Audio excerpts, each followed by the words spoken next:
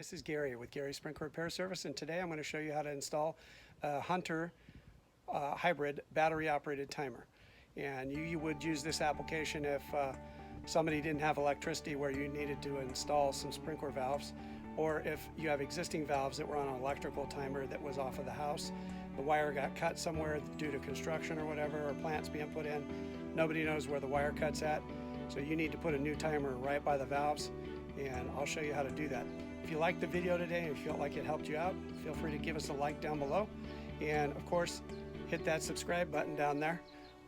Well, let's get started. So for the purposes of installing the battery operated timer, I chose a Hunter Xcore Hybrid.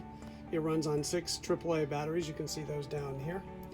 You go ahead and mount the timer on the wall like you normally would with like a picture hanger, and then there's 2 bottom screws down here you can see that I've installed to anchor it. This is done on stucco, so I use a drill bit and install stucco screws instead of drywall anchors into the stucco. That way it holds. The timer works just like any other sprinkler timer. The only things that you'll need to know regarding a battery operated timer is there's no electrical, so there's just the wire from the timer going down to the sprinkler valves themselves. And to release the battery pack, you just pull down on this tab, slide that out, and I can try to show you here while I'm doing this. So it's real easy to get it out. You just pull down on that tab and then swing it on out. 6 of the AA's. When you're done installing these, the key is before you install them, the big mistake everybody makes is before you can install the batteries, you have to first wire up the clock right here like I did, and then you have to come down to the valve. Okay, and I used Hunter valves, and you can see that each one of them have solenoids on top like a normal solenoid would look.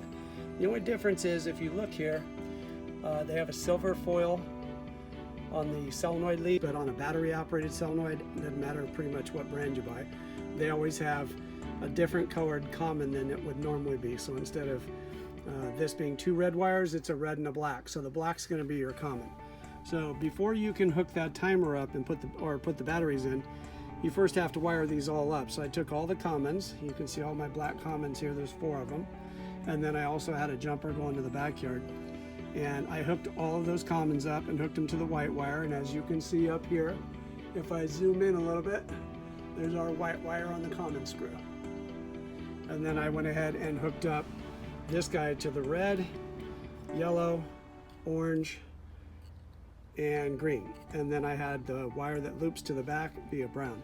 So the only thing that's different on a battery operated timer is you put all the wires on the timer first, then you put switch out all the solenoids on your new valves to DC switching solenoids, hook up all of your wires on the timer, hook up your wires here on the valves, and then when you're all done and everybody's all hooked up, you can go ahead and turn your water back on down there.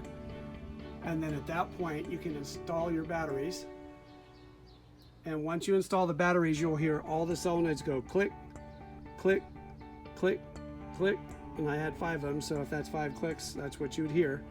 And that means they closed every one of those solenoids. Now you can see, even though I have power, I have no display. The timer does that to save its battery life. It kind of hibernates. So anytime you're ready to go, you just go ahead and move it up here. Now it's back ready to go and run. This is where the timer would normally sit. Today I just was testing it, so it was off. But if it sits and run long enough and you don't touch it and it doesn't do anything, it'll go to sleep. And then you can set, like here I set a normal start time of 8 o'clock in the morning to kick the system on, and it would wake back up all by itself. So if I wanted to run a station, let's say to test one of these battery operated solenoids, you're going to come down here to manual, let's say station number 1, and then I'm going to wait a second, let it blink a few times and turn it to run, and there it goes. And you should hear it kick on, and the sprinkler icon pops up, and now it's running. If I want to shut it off, I go to off, shuts off, and then you might hear clicking noises, and there they are. And that's some of the solenoids shutting off as well. I think the range on these things for a battery operated timer, so let's say how I looped a wire going to the backyard sprinkler valve, that one cannot be any further than 100 feet away. So hopefully that answers your questions.